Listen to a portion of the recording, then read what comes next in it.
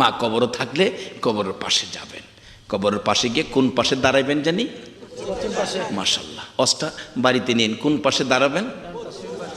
পশ্চিম পাশে। চুপ করে দাঁড়ায় থাকবেন কিছুক্ষণ। বল হুজুর কেন? তার কারণ হলো মা আপনাকে মন ভরে দেখবে। আর যদি সাথে সাথে কোরআন তেলাওয়াত দুরূদ ইস্তিগফার শুরু করেন তাহলে নূরের চাদর এসে মুখটা ঢাইকা ফেলে, মা দেখার স্বাদ মিটে না। এই জন্য কিছুক্ষণ মার কবরে চুপ করে দাঁড়িয়ে থাকবেন। এরপরে কিছু পারেন না? কিচ্ছু পারেন না, মার জন্য দোয়া করবেন। বিসমিল্লাহ শরীফ পারেন তো? কিচ্ছু লাগতো না। মুফতি মুহাদ্দিস মৌলভী ইমাম হাফেজ সাহেব কারি সাহেব লইয়া মার কবর যাওয়া লাগতো না।